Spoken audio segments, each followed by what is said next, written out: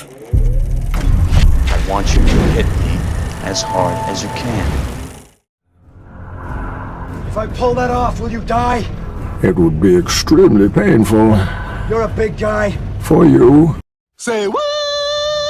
The most painful thing about sitting through Christopher Nolan's ambitious yet flawed trilogy closer, The Dark Knight Rises, is probably Bane's voice.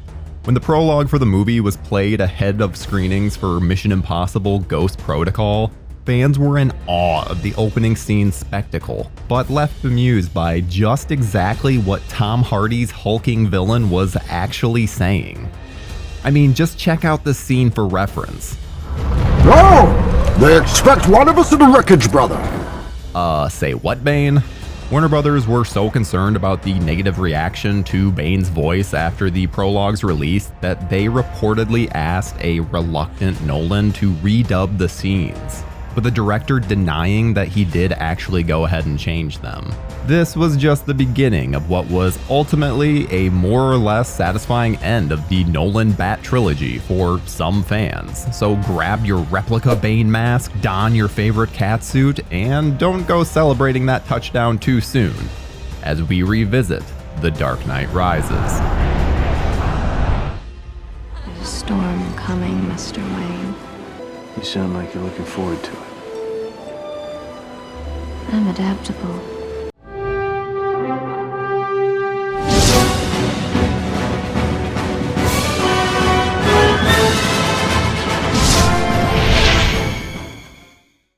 The trouble with completing a trilogy as rich, diverse, gritty, and well-received as Nolan's first two movies is that it has to try and match or even top what came before, and provide a satisfying conclusion for all involved. Not the easiest of tasks for any director, but did Christopher Nolan deliver all this with change to spare? Well, yes and no. 2005's Batman Begins revolutionized both Batman as a character and also the world in which he takes down Gotham's villainous underbelly after dark. While 2008's The Dark Knight is rightly considered one of, if not the definitive superhero movie. Also, Batman is only as compelling as the main threat of Gotham that he's put up against. And it was a massive task for anybody to top Heath Ledger's iconic take on Gotham's clown prince of crime, the Joker. While the shackles were well and truly off for Nolan to delve deep into the vast Batcave of villains for The Dark Knight, the original idea to close out the trilogy was again to involve Heath Ledger's Joker in the plot. The actor was even keen to reprise the role before his tragic death in 2008. Nolan decided not to recast the role out of respect for the late actor, and also had concerns about actually making the third film, with the director stating that, on a more superficial level, I have to ask the question, how many good third movies in a franchise can people name? Good point, Mr. Nolan. The Godfather Part 3? Oh, no way. Return of the Jedi? I mean, I guess so, Ewoks aside. Goldmember? Aw, hell yeah. Get in my belly! Okay, well, maybe not. Thanks for watching DZ Films Revisited. If you enjoy our shows, please subscribe to our channel right now, like this video, and click on the bell so you can be notified each time a new video comes up. Now, back to the show. However, it was a legitimate concern for Nolan, and the dreaded studio suits I will you up! initially wanted to have the Riddler be the main antagonist in the movie, as he was similar to the Joker in their opinion, and even suggested Leonardo DiCaprio for the role.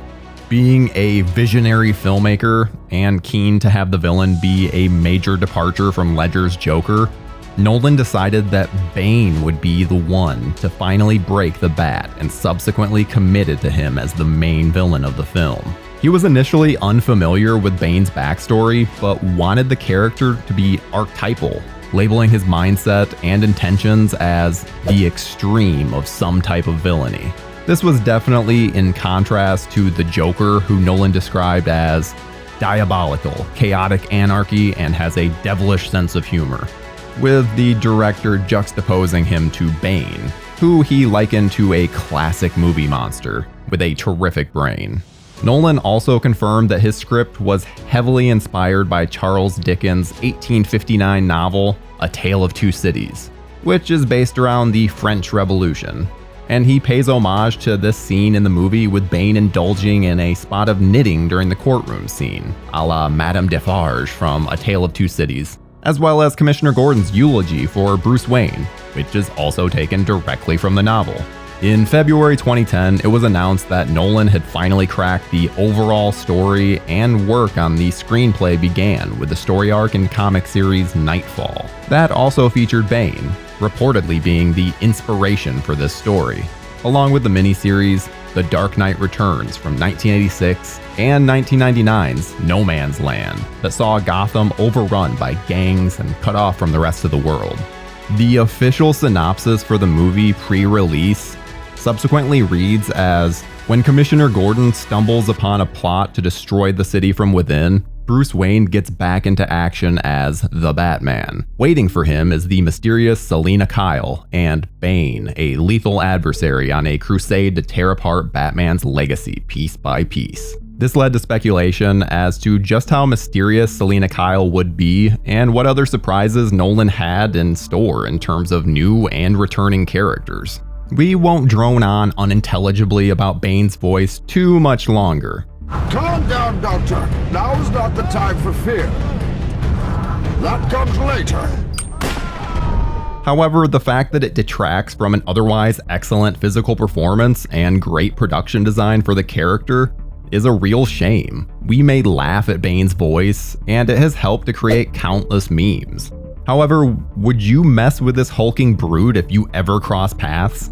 Yeah, I don't think so. Tom Hardy isn't the tallest guy in the world. He's 5 feet 9 inches tall and had to wear 3-inch platform shoes to match up to co-star Christian Bale. But his bulked up physique is menacing and evokes memories of Hardy's earlier turn as the serial killer Charles Bronson from the 2008 movie Bronson. His mission is to break the Dark Knight, both literally and figuratively, with one of his primary goals to fulfill his leader Ra's al Ghul's work by destroying Gotham for its decadence and corruption.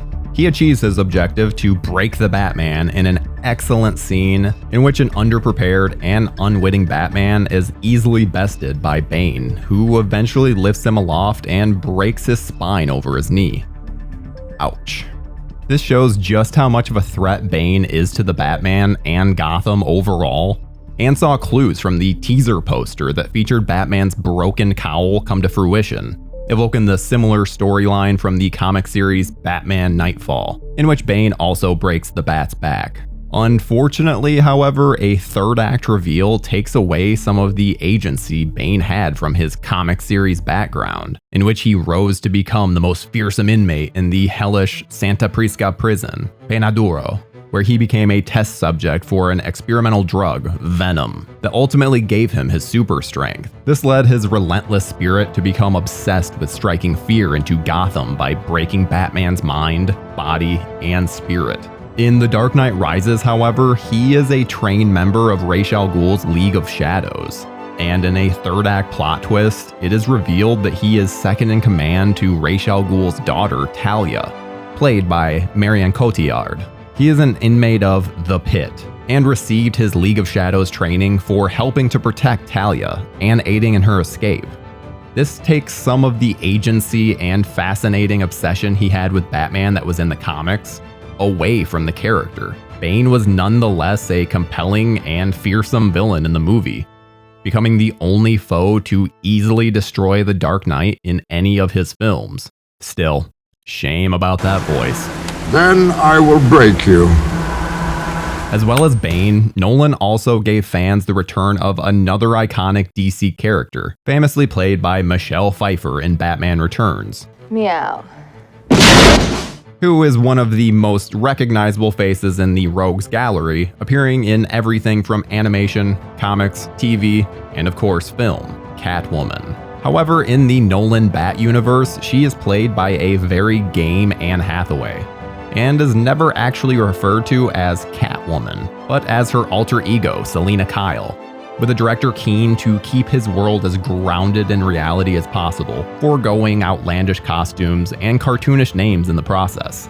While we don't get an outfit as memorable as Pfeiffer's in Batman Returns, what we do get is a stealthy thief with nods to Catwoman, in the form of a pair of goggles strategically placed to allude to her feline sensibilities. Kyle has previously been everything from an ally, a villain, and a lover to Bruce Wayne.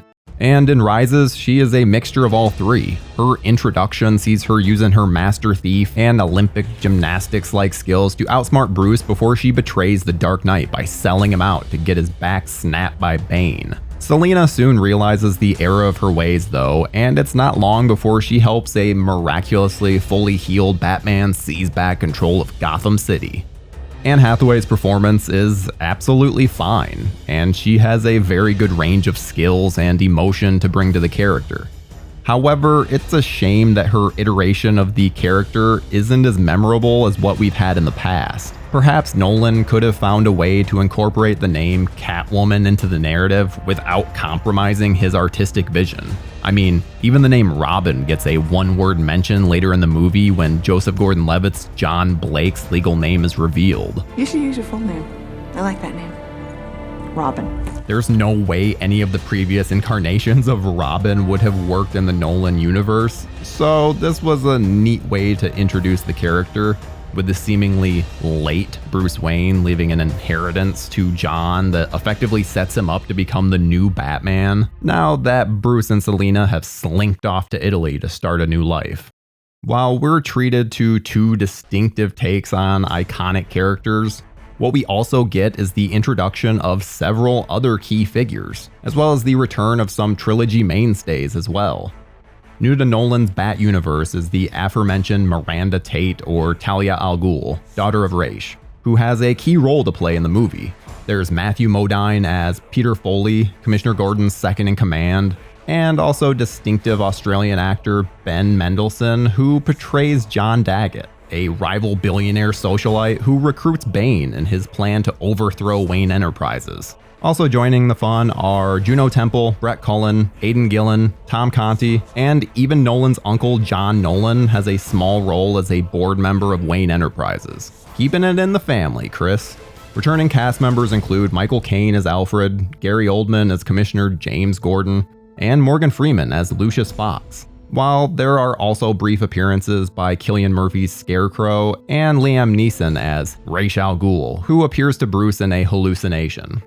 There were also cameos for several of the Pittsburgh Steelers American football team, who play members of the fictional Gotham Rogues team in the film.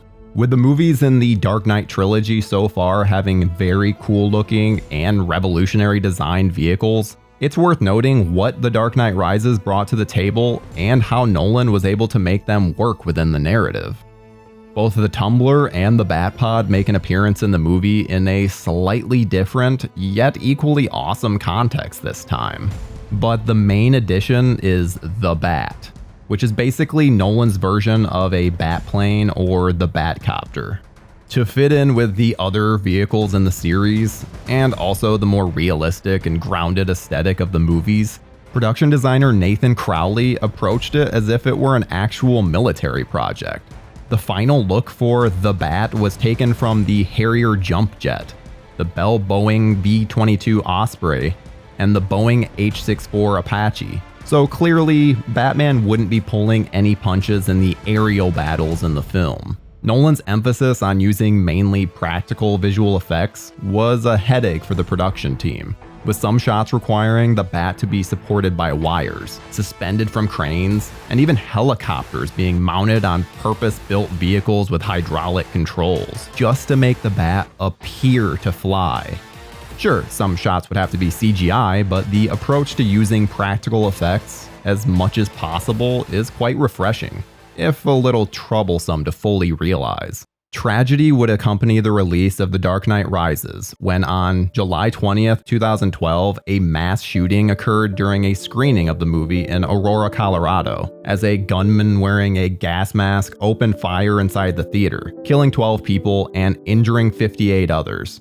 This awful event meant that Warner Brothers decided to cancel the Paris, Mexico, and Japanese premieres of the film, while the marketing campaign for the movie was suspended in Finland. Box office analysts had predicted a $198 million opening weekend, but in the wake of the tragic shooting in Colorado, Warner Brothers decided not to report box office takings until the Monday directly after its opening weekend. Overall, the movie eventually made $448.1 million in North America and $632.9 million in other countries, summing up to an excellent worldwide total of $1.081 billion. Critical reaction to the movie was largely positive, with the Daily Telegraph in the UK giving it 5 out of 5 stars, and praising the movie for its intricate plot and narrative, and even likening it to The Godfather Part 2. High praise indeed. IGN gave the movie 9 out of 10 stars and compared it to the opening installment Batman Begins, but also describing Bane as being slightly less interesting to watch than Ledger's Joker. However, CNN called the movie a disappointingly clunky and bombastic conclusion to a superior series. And after other sites gave the movie a negative review, some fans threatened to take violent action against critics, and also take down the websites who had the temerity to criticize the movie. Rotten Tomatoes gave The Dark Knight Rises an approval rating of 87% based upon 372 reviews, and a rating average of 8 out of 10. The website's critical consensus reads, "The Dark Knight Rises is an ambitious, thoughtful, and potent action film that concludes Christopher Nolan's franchise in spectacular fashion." CinemaScore reported that audiences awarded the movie an average grade of an A on their scale from A+ to F. Overall, the movie is a fitting, if not slightly frustrating, ending for Christopher Nolan's epic, ambitious, and revolutionary Batman series. He proved that the world of The Dark Knight and Gotham City could be grounded in a largely believable reality, and if only his apparent ongoing obsession with indecipherable dialogue could be curbed, You've been made. This siege is a blind for them to vanish you. it may have been remembered more fondly by some fans.